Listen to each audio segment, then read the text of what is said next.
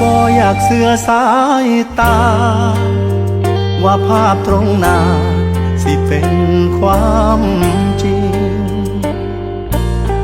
ก็คนที่เคยสัญญา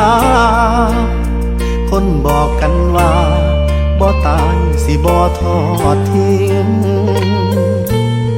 กำลังกอดกันอิงติงกอดอิงติงอยู่กับผู้อื่นก็ยกให้เพิ่นเบิดใจเมื่อคราวเคียงไกลร่วมใช้วันคืนสิหยุดที่กันและกัน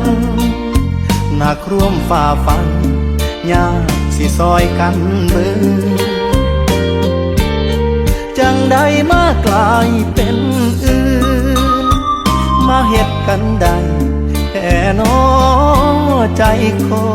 นแล้วคำว่าฮักกันมือนั้น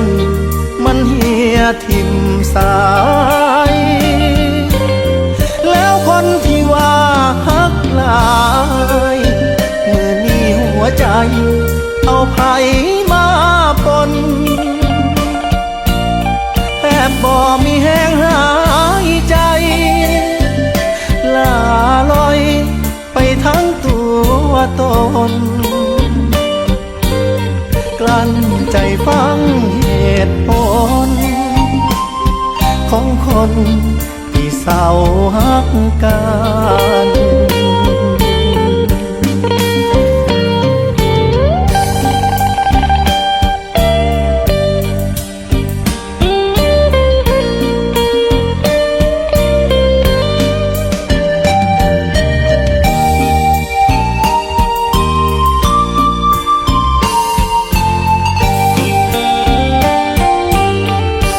เคยโทษเขาเบิดแฮว่าเขามาแย่งว่าเขาเป็นมาแต่เมื่อได้เห็นตำตาจังได้หูว่าอ้ายโง่มาตั้งนานที่แท้ก็เป็นน้ำกันทิ่มกันง่ายแค่น้อใจคนแล้วคำที่ว่าฮักกันมือนั้นมันเหี่ยทิ่มสายแล้วคนที่ว่าฮักหลายมือนี้หัวใจเอาไผมาปนแทบบ่มีแห้งหายใจลาลอยไปทั้งตัวตน